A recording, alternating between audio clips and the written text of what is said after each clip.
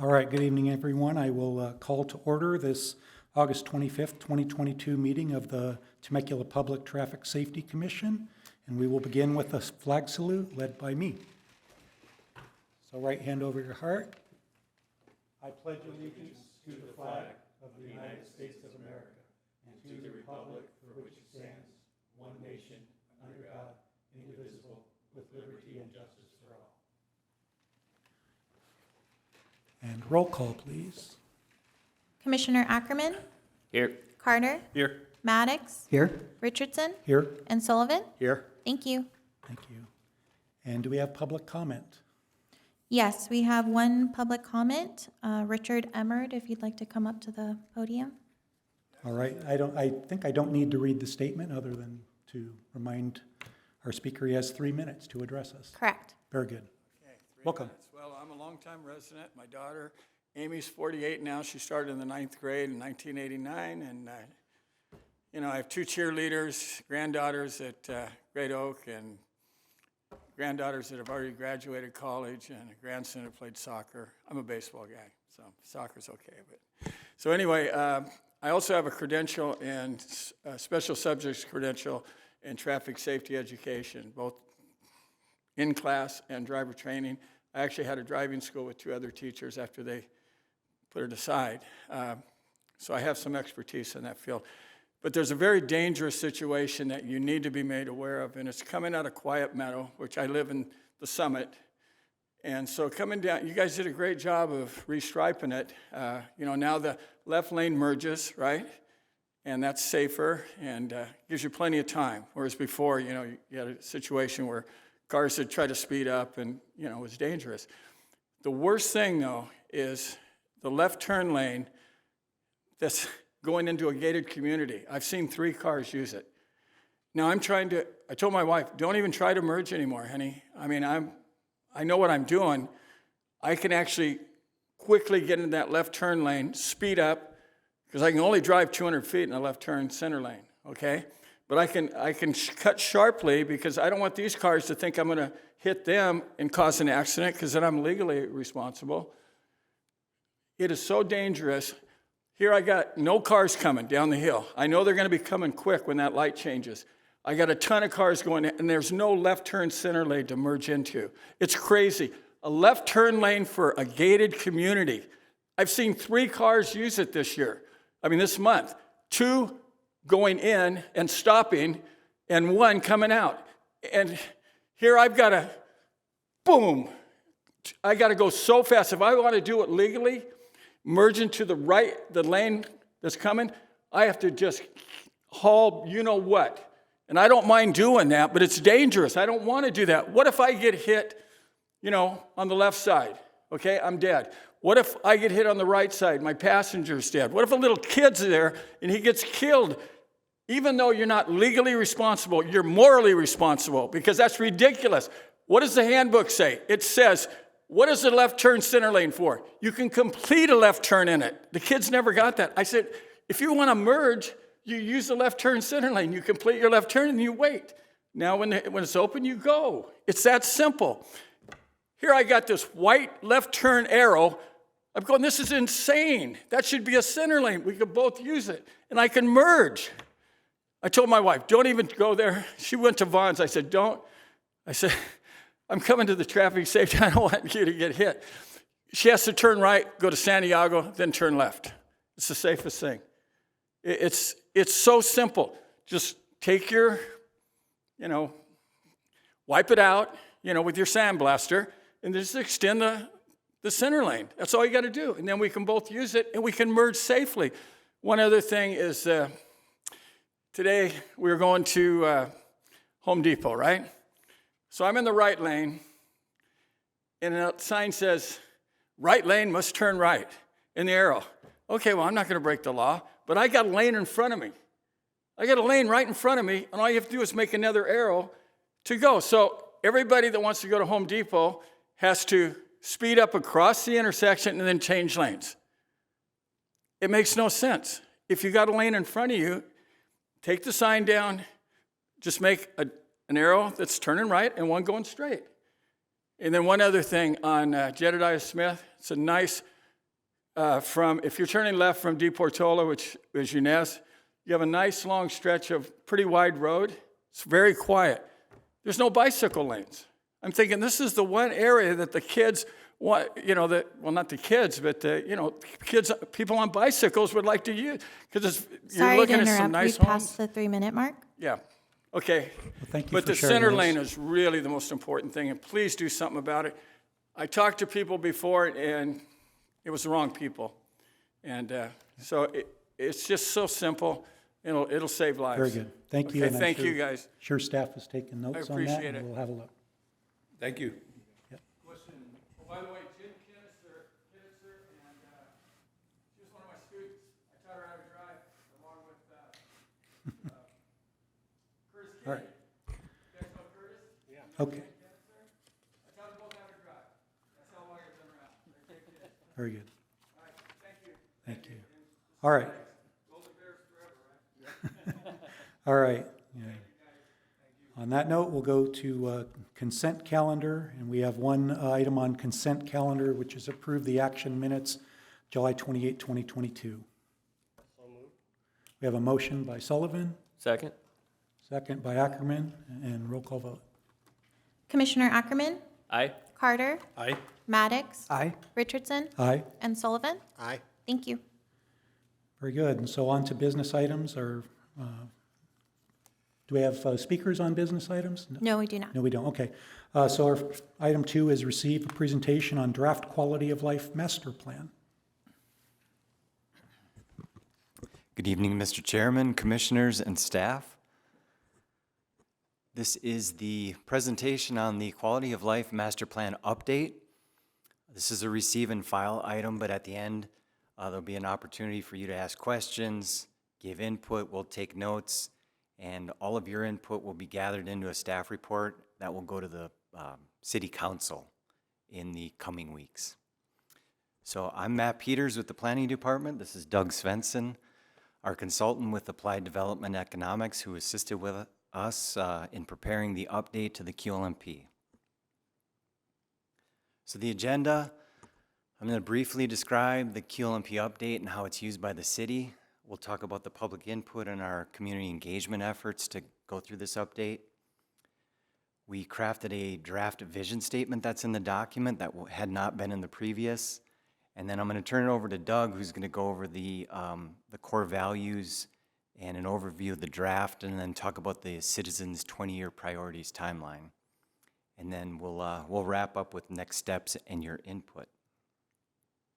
So what is the Qlmp?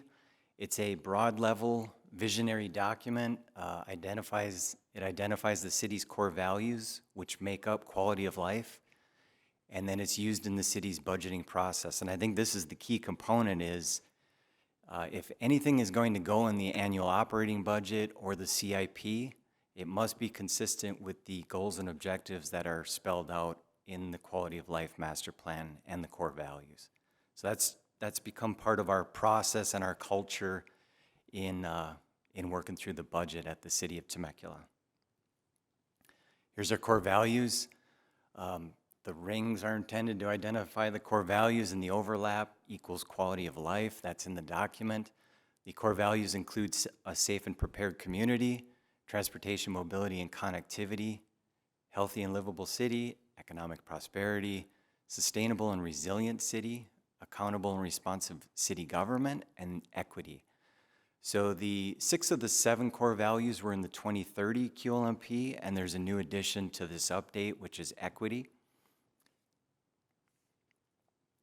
Here's a graphic. I've been here previously to all of the commissions to talk about the 4-phase process for updating the general plan, so I'm not going to go through all of these details, but phase 1 included updating our CEQA guidelines to address VMT, or vehicle miles traveled.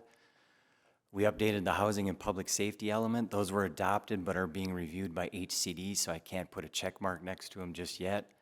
And then we're in phase 2, and we're nearing the completion of phase 2, which a big part of that is the Qlmp update and then some other tasks. Once the Qlmp is adopted, we'll move into phase 3, and then phase 4 will be the actual general plan update in the EIR. But the Qlmp is serving as the foundation for that update. Community engagement. So I talked about the Qlmp being the foundation for the general plan, but public input was the foundation for the Qlmp update. It started off with a survey. It's often referred to by city staff as the True North Community Survey. It was a statistically valid survey with a margin of error of plus or minus 3.2%. And basically, it's a community report card on facilities and programs, traffic, economic development, and parks and recreation. And we did this at a time that we didn't just kind of come out of a pandemic, so we weren't sure what the report card was going to look like. But resident satisfaction was still high, and city government was viewed positively. Some of the opportunity areas that were identified included traffic, dealing with residential growth, addressing homelessness, and city resident communication were some opportunities for growth. And those results were used to inform the Blue Ribbon Committee, or the BRC process, and the Qlmp update. So the BRC, or the Blue Ribbon Committee, at the beginning, so after the survey and before we brought Doug in for the first meeting, we worked with the city council and they established a Blue Ribbon Committee to assist with the update. And the BRC consisted of a diverse group of stakeholders representing a variety of interests, and consisted of the General Plan Update Subcommittee, which consists of Mayor Ron and Councilmember Edwards. And then we had a representative from each of the commissions and the one board. So representative from Public Traffic Safety was yours truly, Commissioner Maddox. And then we had Commissioner Sizemore from Community Services, Commissioner Turley Trejo from Planning Commission, Commissioner Faulkner from the Ready Commission, and Board Member Jackson from the Old Town Local Review Board on the BRC. And then we had community reps. Here's a list of the community reps. There were 16 of them. Again, the intent there was to have a diverse group of interests represented. And I won't read you that list. It's on the inside cover of the Qlmp document. And then as far as meetings went, you see down at the bottom in bold, we had 19 total meetings and 4 public workshops. They were all publicly noticed. 2 of them were city council workshops. We had 10 commission meetings. That included 2 meetings with each of the 4 commissions and the board.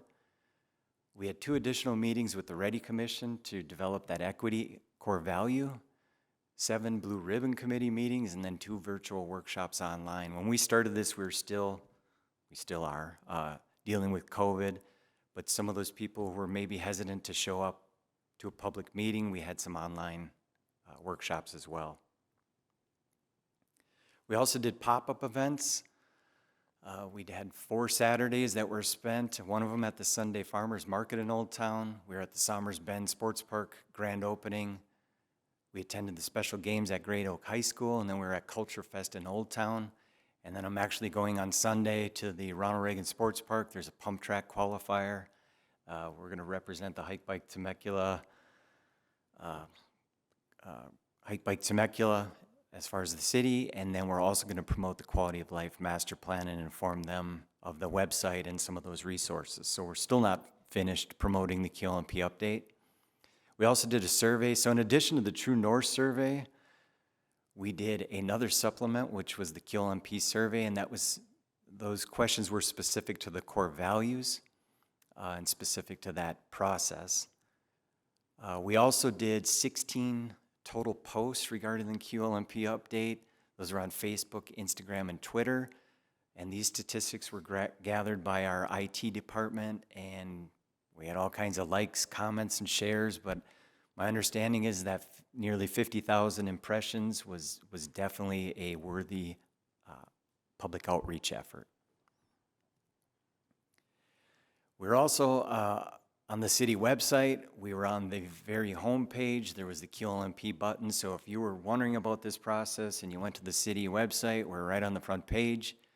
We advertised the effort on Channel 3 before all the city council meetings, and then there is the city app, and if you have the city app on your phone, the Qlmp is on the front page there as well.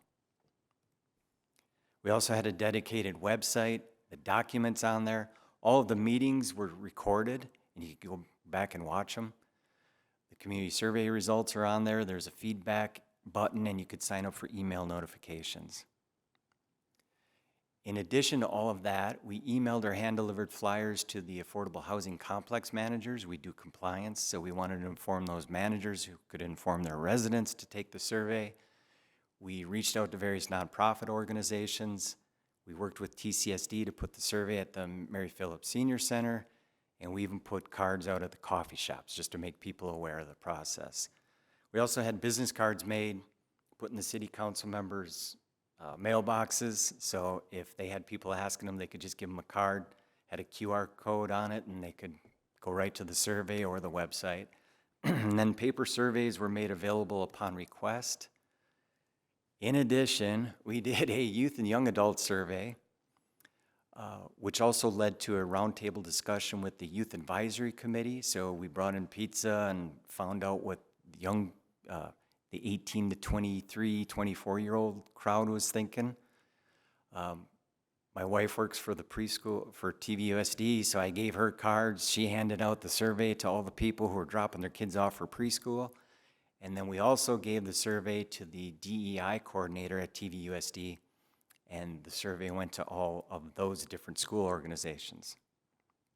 And if that wasn't enough, we advertised on the auto mall sign. And just some statistics on the I-15, average daily trips in 2020 was about 166,000. We ran the Qlmp for several weeks on a 30-second rotation, so I don't know how many people saw it on there, but a lot of people saw it. So the point of all that is there was a lot of public input on the Qlmp update, and we're proud of that effort. We also put together a draft vision statement.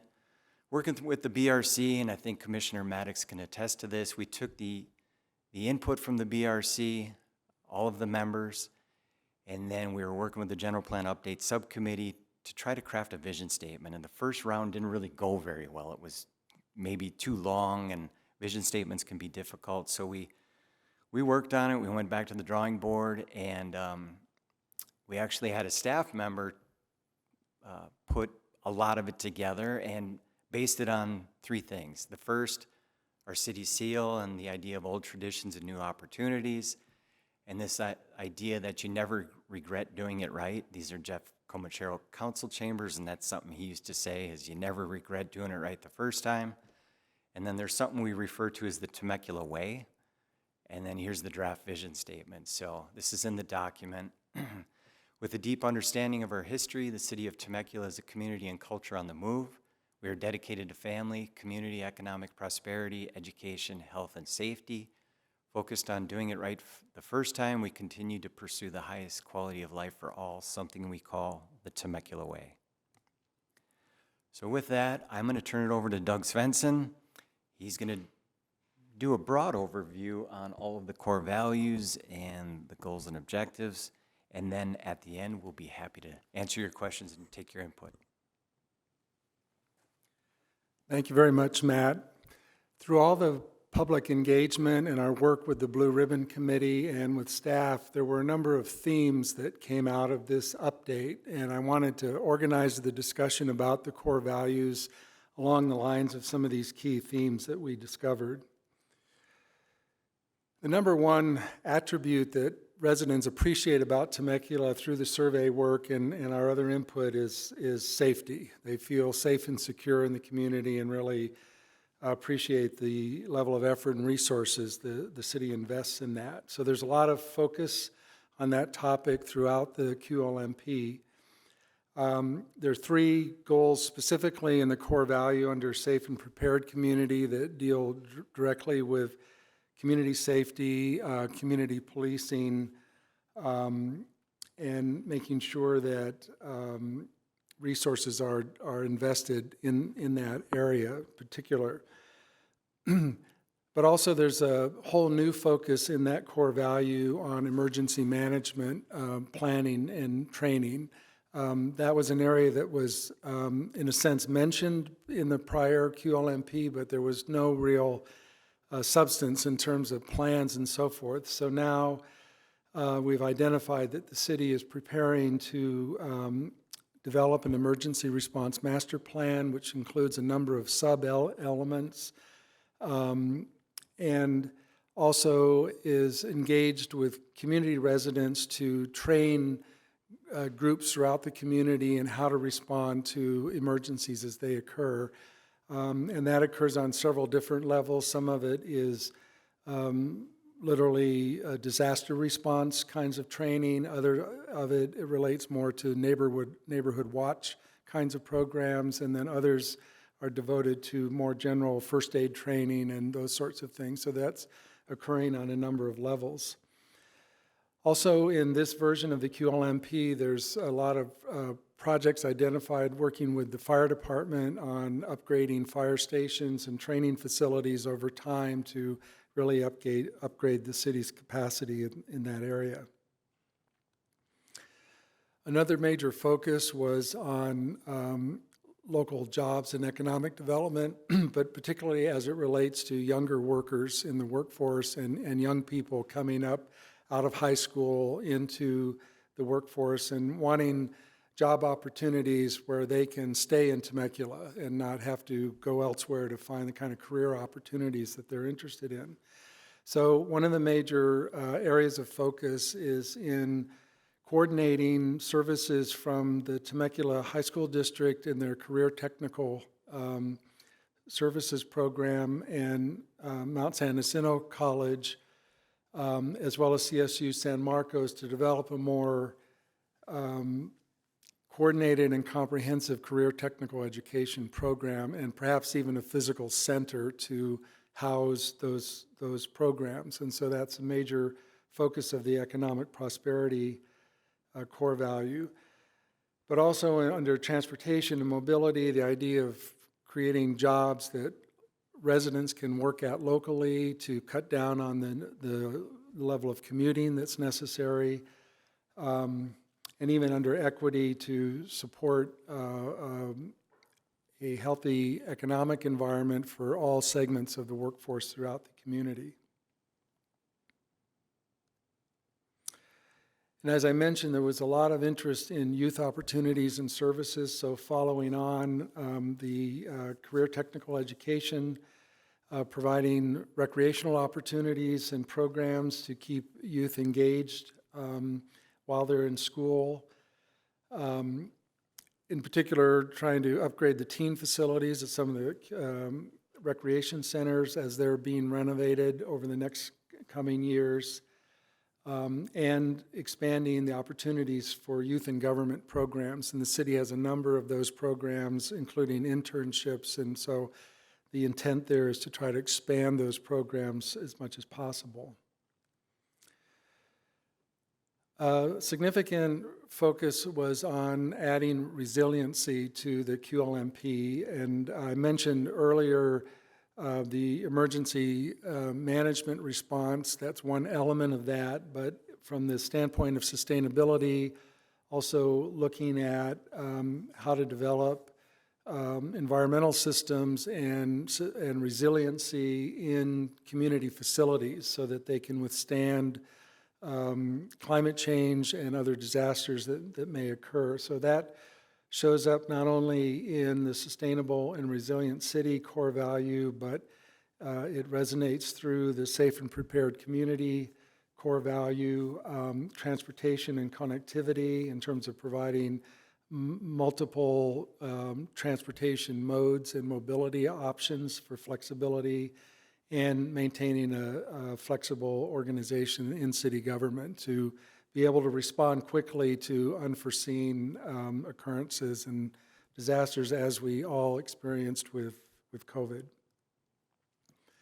Following on that, there are additional focuses under the environment rubric. When the city updates its general plan, one element of that will be a climate action plan, which will help define a lot of the issues related to how the city responds to climate change and create measurable indicators that we can track progress there. So that's a major element of it. But also under transportation and connectivity, trying to build out the trail system throughout the city so that there are options for bicycle and better pedestrian connections in addition to vehicle traffic throughout the city. In a couple different places, also in Healthy and Livable City, trying to increase the level of bicycle operations throughout the city.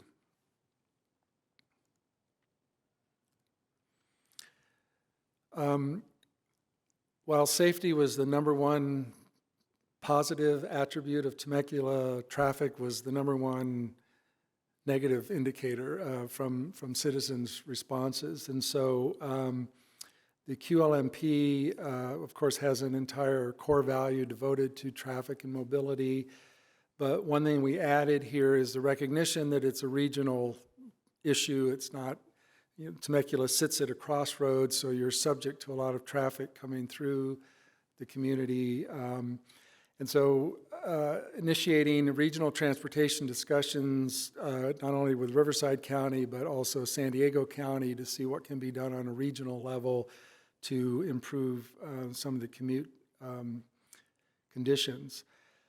Also looking from an environmental standpoint at stormwater management and integrated watershed management from a regional standpoint. Big focus on technology, and here we're really focused on the core value of accountable and responsive city government, but it plays out also into transportation, economic prosperity. The city has done a lot, as you're aware, in setting up asset management funds and systems. A lot of investment is planned in the technology of things to help automate how services are monitored and provided, and how city facilities and equipment are utilized. Going to paperless technology is one aspect of that, but in a deeper sense, creating internet capacity in the street system and as part of a broadband master plan, so that Wi-Fi technology is readily available throughout, not only for citizens to use the internet, but for the city to monitor its services and facilities. A lot of discussion throughout the entire process on housing and the cost of housing. As I mentioned earlier, the interest in having jobs that the younger workers can access also requires housing that they can access. And so having housing at all different levels of economic accessibility. The city is working with this concept of attainable housing, meaning what is affordable for the people who work in Temecula and have jobs here at all different levels. And of course, as Matt mentioned, the city has just adopted a new housing element, which contains a lot of programs to help achieve that, but it's also integrated throughout the Qlmp in a variety of ways. And then finally, as Matt mentioned, a new core value has been added to the Qlmp on equity. It's got 4 goals that relate to different aspects of that topic, and particularly focused on communications between the city and its residents and among residents themselves. So we met twice with the Ready Commission to develop the narrative for that chapter and the indicators, and had a full BRC meeting also devoted to the topic to really flesh out those ideas. And so that's a new component of the plan this time around. So the plan also updates the 20-year list of projects that are priorities to actually help implement the goals and objectives in the Qlmp. And they reflect these themes pretty much substantially. These are some of the projects that are in the earlier time frame, and again, there's not specific dates to these projects, but they're generally organized in the order in which we think the city will be able to complete the projects. There are a number of transportation improvements throughout this, but also number one implementing comprehensive community policing strategies. So the police department is looking at new models to improve their the broadband master plan and implementing smart city technology. So the technology side is prominent, and also the effort to create attainable housing. These are some additional near-term projects. Establish a regional transportation task force, as I mentioned earlier. Renovating the recreation centers to improve services for the young people there, the emergency management master plan, completing the Temecula Loop Trail to add mobility options. And then as we get further out in time, things like a performing arts center, an aquatics facility with an Olympic pool. Those are longer term things that people are working on today, but may take many years to get the funding, as well as some of these additional transportation projects. So with that, I'll turn this back to Matt, who's going to give you a sense of our next steps and open for your discussion. Thank you. So next steps include going to the Planning Commission, Community Services Commission, Ready Commission, and then the documents being reviewed by executive staff, and then it'll go to City Council. So dates and times to be determined, but coming soon to get to the City Council. So with that, we'd like to just hear from the commission, but we'd first like to give Commissioner Maddox an opportunity just to speak to his experience representing the Public Traffic Safety Commission and working with the Blue Ribbon Committee members. Yeah, thank you. It's I just want to express what a privilege it's been to be able to represent our commission on the Blue Ribbon Committee. It's certainly been an education for me, and also a reminder that no one person sees every facet of the system, although I think that this document does do a pretty good job collectively of covering the bases. I think that Matt and Doug and our whole consulting team have done a remarkable job bringing everything together. As Matt mentioned, it was hundreds of survey results, ton of feedback from all the pop-up events, not to mention hours and hours of discussion from our committee meetings, that somehow they managed to combine all that and distill it into a coherent document. And even that's maybe selling it a little short, because it's not just a statement of our values, as you saw. It's a document that is grounded and actionable, and it describes how those values manifest in real terms through numerous indicators and measurements. There's still some maybe pieces of the puzzle to fill in, and I'm very much looking forward to seeing how the new general plan elements and how our present and future city council are going to define some of those policy designs that connect our high-level values to the results on the ground that we would like to see. But I think it's the foundations are strong from the Quality of Life Master Plan, and I think just as a longtime resident, I feel that this document really captures the essence of Temecula, and I think it's a pretty accurate reflection of how our community views itself. So I guess I'll just finish by saying, it's been a pleasure working with the team and learning from you, and I'm very grateful to have been included in it. Thank you. I'll just jump in to say I really appreciate all the work. I've been a part of strategic planning processes in the past, and I know that if you rush through them, like you may want to sometimes, you're going to get a product that shows that, and this product doesn't show any signs of that. This looks like something that is going to continue to get refined as it goes through the process you laid out, but is going to set the city up for a lot of success. And I really appreciate all the work your team, the consulting team went through on this. So just nothing but respect for that. Thank you very much. Thank you.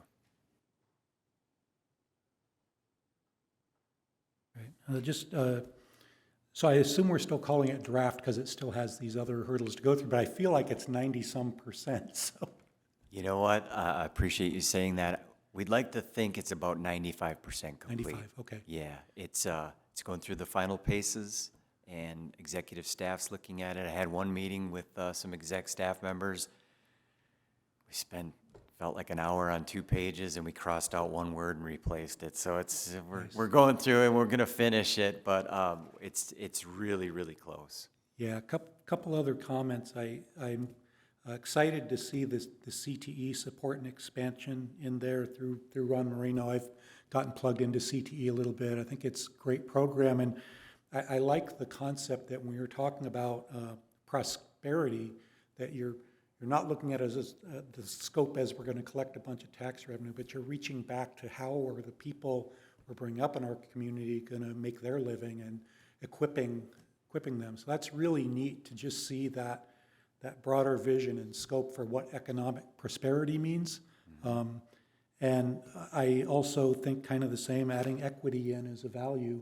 You know, I know there's that's been a lot of work to put that on the table, but I think it just shows that our city is progressive and you know, equity really does go to quality of life, so it definitely belongs in there, and I think you've done a great job of featuring that and you know, getting that ready for prime time here. So that's obvious as well. I guess one more, technical question back to the greenways thing. I know the recycled water in town, is that part of or I guess that part more of the general plan that to make that more available to keep the city a green city? The reclaimed and recycled Yes, water? yes. Yeah, we'll get into the more technical aspects of that when we update the general plan. Right. There's a utilities and community facilities element, and as we project our growth, we're gonna have to work with the utility providers to make sure there's enough water, electricity, Right. gas, all the basics to help a city function. So that'll be part of it, is making sure we have enough water for future residents. Yeah, and resources, go directly to quality of life, which is why I ask. So I think Yeah.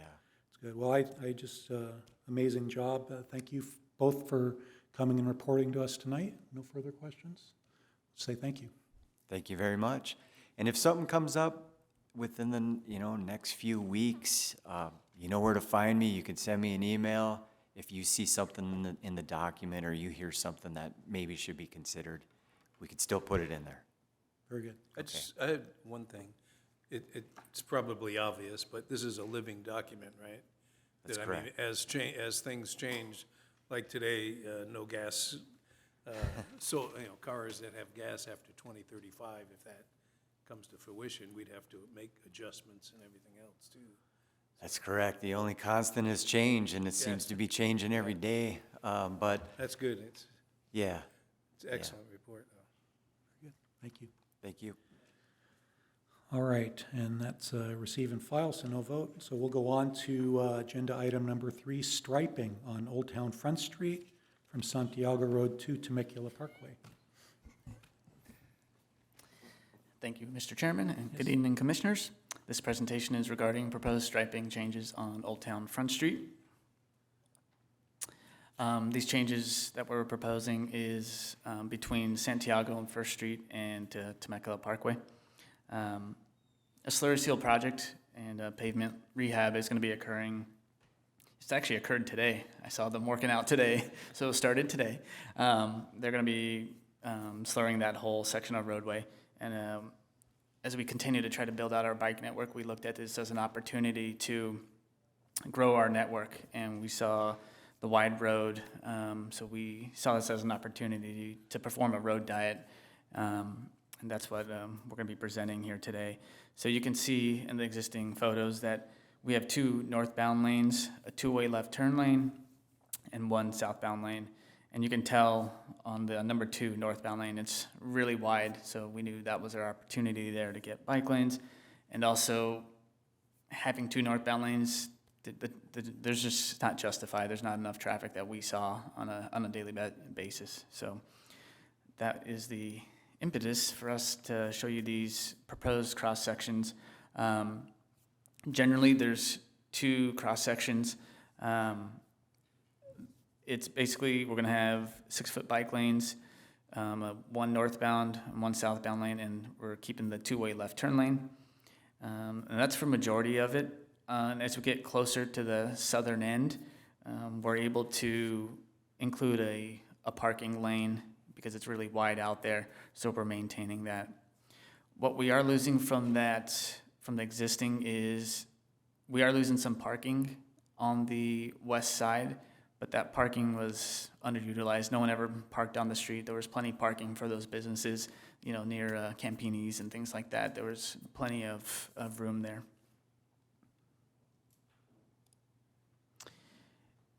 And generally here is the plan view of it. A little bit difficult to see, but Eric here, put some work into it to making sure it was work. It was pretty difficult as you got closer to that weird bend on Temecula Parkway, but he made it work, and it's a nice, safe design.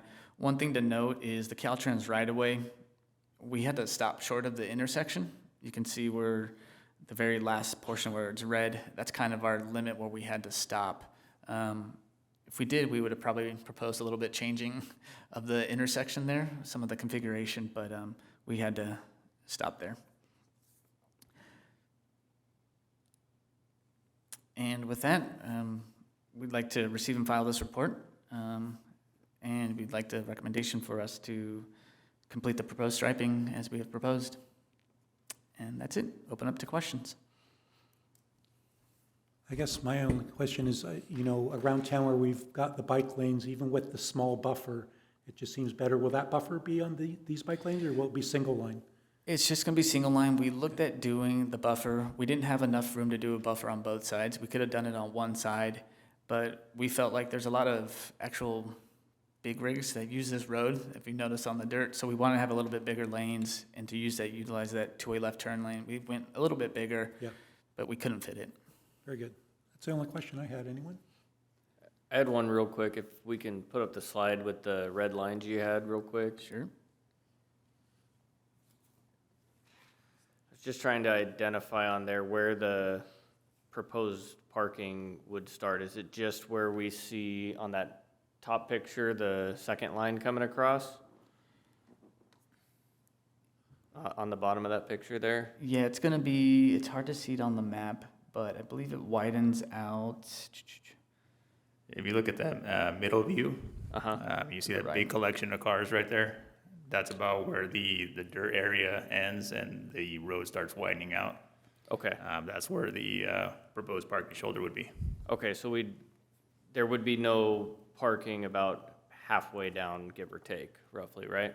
Yeah, that's Correct. correct. Okay, I just wanted to see it for clarity. I appreciate it. Thank you. Yep. Anything else, gentlemen? No? Go ahead, Dave.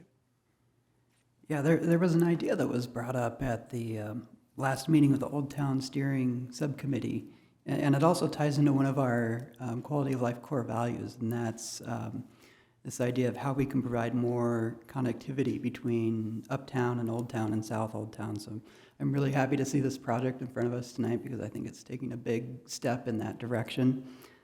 The one hope I would have for the future is that we can look at additional ways of making this area of town a little more pedestrian friendly. And I assume that some of the sidewalk gaps will be closed once more of that dirt lot is developed into something.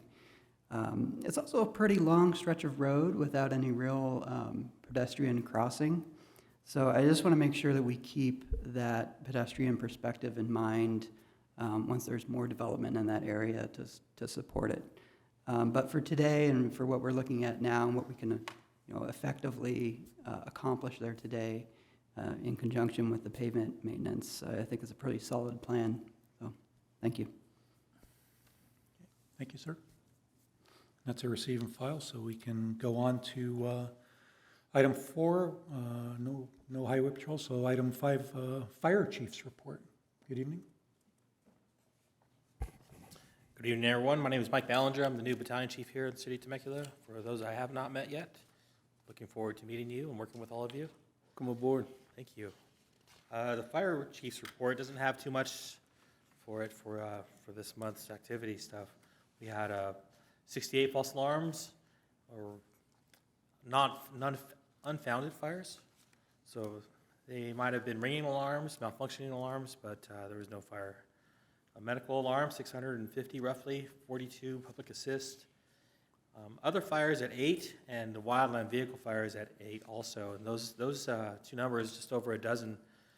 We saw the Temecula Parkway fire beginning of last month, and a couple other small fires. We even had a fire over at the drainage over by the Temecula Valley Hospital in the middle of the night there, with some of the transients going on down below there and making access through there. We had a confined space rescue, and had to do the whole gamut there. Was have a permit and access and go in, put the fire out, and then do a search for potential non-approved residents, and which luckily was unfounded there also. But those are the big draws for us for this past month. We also had some, next slide, for the plans reviews. We had 240 construction inspections, 520 annual inspections, and we've been noticing a great number, focusing a lot on our Knox box, our access, making sure all our facilities have the appropriate access for us in case if we have those unfounded fires. We'd hate to have to explain why we broke down somebody's door for a false alarm. It's easy to explain when we have a rip and fire there, but the opposite's kind of tough. The plans we're still keeping strong with 486, and nothing too much. Do you guys have any questions for me? Questions? No, I'm good. Thank you. Thank you. All right, thank you for the report. We'll go to our police chief's report. Good evening. Good evening. I'm Sergeant Joey Sins with the traffic team here in Temecula. I don't know if we have the report up there. There we go. I'll start off by saying, although it didn't happen in July, we're still in August. August 6th, we did have a DUI checkpoint that Commissioner Richardson was able to come out to, and that was nice to have him out there. I would encourage all of you guys to come out and meet the deputies, speak to the deputies, see what we're doing out there, get a firsthand glimpse or knowledge of what the deputies are dealing with, the ones that are doing the traffic enforcement, the good improvements that you guys are making, to find out what works, what doesn't work, what some of their complaints are, and things like that. But in any event, we are having a checkpoint tomorrow night, coincidentally. So I invite all of you guys to attend. It's going to be at 7:30 tomorrow night, the intersection of Rancho California Road and Margarita, the McDonald's parking lot right there. Speaking more to that, the DUI checkpoints or driver's license DUI sobriety checkpoints are funded by OTS, Office of Traffic Safety, through Sacramento. They do fund that as well, and they do command that these locations be strategically placed based on our crash data. So to sum it up in lay terms, we're not just putting these up willy-nilly wherever we feel like. We're actually looking at the data and saying, okay, the checkpoints need to be at these locations to maximize their effect. And Commissioner Richardson brought up a good point that a lot of the deputies have is we need to get every single impaired driver off the road, and that should be the goal. Yes, that's the goal. Yes, I do subscribe to that mentality. OTS's goal is more of like an education, public service, letting a deterrent. So they're very interested in making a big production out of it and making sure that people are aware that we are out there enforcing the traffic safety laws. Enough on that. Let's go to the Chief's report page.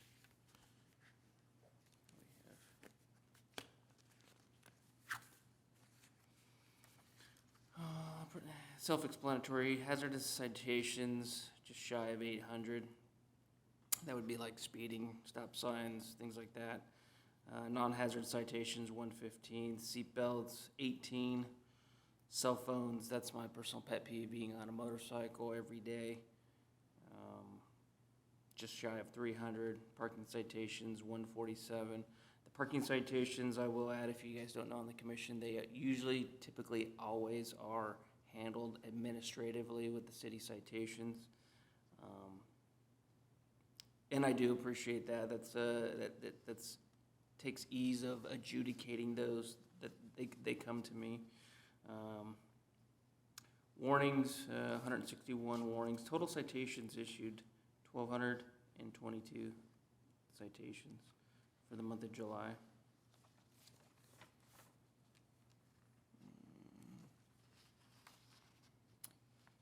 Yeah, targeted enforcement SLAP citations, that would be the red light specific, and commercial enforcement citations, 29 citations. Also, for your knowledge, those commercial citations carry very hefty penalties and fines due to the weights and just how Sacramento has the bail schedule for commercial vehicles, and rightly so. I mean, they're operating very heavy weighted vehicles that will have an impact on our roads, and in the event of a collision, the potential for the collision to be detrimental is great. Can we go to the next slide? Next. Let's see. Dui Arrests 44. As of the end of July, 271 DUI arrests. A little uptick from last year.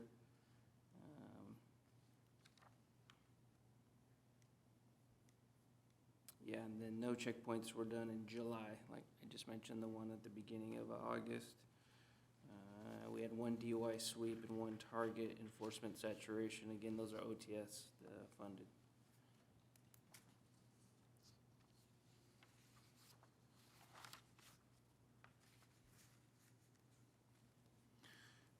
Citations issued, 3-month snapshot, 3,600, a little over 3,600 citations.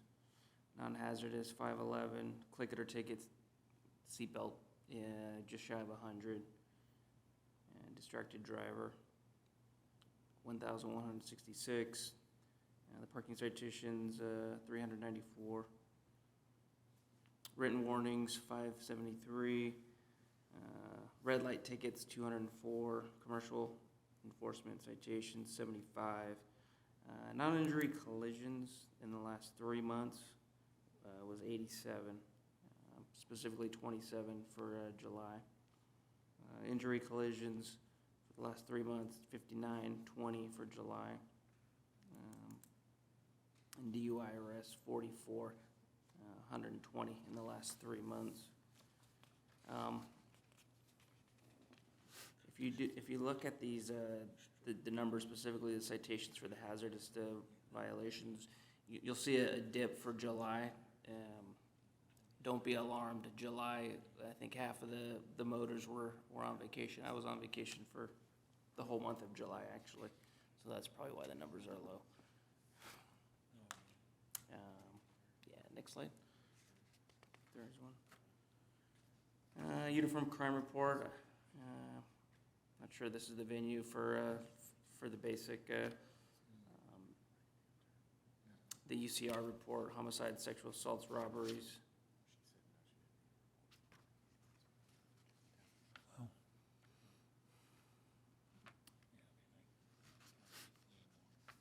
Yeah, I can't speak on the patrol side, which is the UCR report.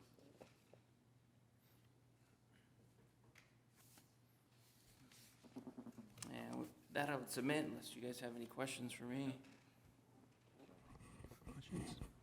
No, I think we're good. Appreciate you presenting the stats and for being with us tonight. Thank you. Thank you. So we'll go on to Director's Report. Patrick?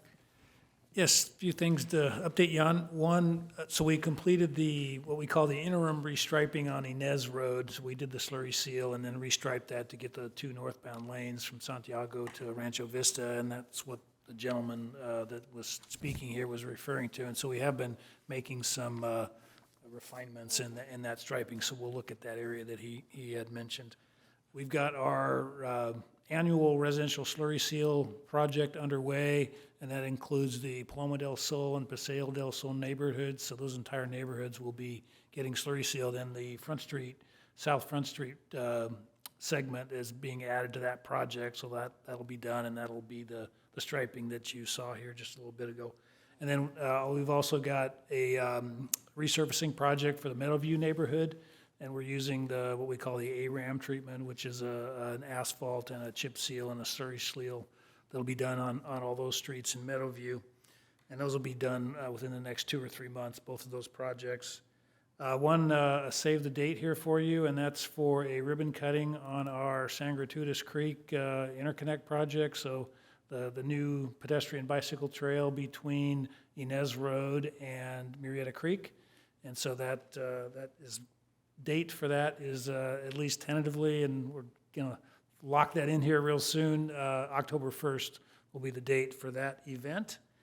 And I believe we presented this to you at the last meeting, if I'm not mistaken, but we're submitting our applications for the Highway Safety Improvement Program grants. We've got 5 projects that we're applying, and those are going in, was it September 12th. So we've got those applications, we're finalizing those, and we'll be submitting those, and we're submitting applications for $4 million worth of grant funds. So we, if we're successful on those, we'll be able to do some significant work on our traffic signals and safety improvements throughout the city. And then last but not least, we are going to be putting our I-15 French Valley Phase 2 project out for construction bids starting next week. And hopefully getting good bids on that, and then be able to start construction on that project in December of this year. So moving forward with that project, and I think most, if not all of those projects all tie in with the core values that you saw and heard about for our Quality of Life Master Plan. So that concludes my report, and be happy to answer any questions. Thank you for the report. Go on to commission reports, and I guess I'll just start by saying thank you again to Deputy Sins for putting up with me for, I think, close to over an hour, but showing me the whole operation, introducing me around, and showing the mobile command post is really impressive. If any of our commissioners haven't been out and seen the new mobile command post, it's really something. And I do agree with what you were saying, just the size of the operation and the number of officers there all working together, that visibility as a deterrent is, that's worth it alone, right? So just appreciate you taking the time with me on that busy night. So thank you. You're welcome. My other thing I had to report, I noticed on the Nextdoor app a lot of traffic and chatter about increased homeless near Walmart following customers into the store. And I'm just unsure, is that the type of thing we can report on the city app, or is that more of a police non-emergency line? You could submit that on the city app, Okay. and our staff that coordinate with the Sheriff's Department personnel will respond to that, yes. Okay, yeah, I think it's a note that maybe a little more enforcement over there, a little more presence there would be helpful. I noticed it going up, especially this week, that a lot of people on that thread saying they were followed as well. So, and that's all I had for my report. Anyone else? Commissioner report? Eric? Yeah, I have some. It's not as much a report, kind of just a comment. I still the newest commissioner here, so my feet are wet now, but I'm still getting it figured out.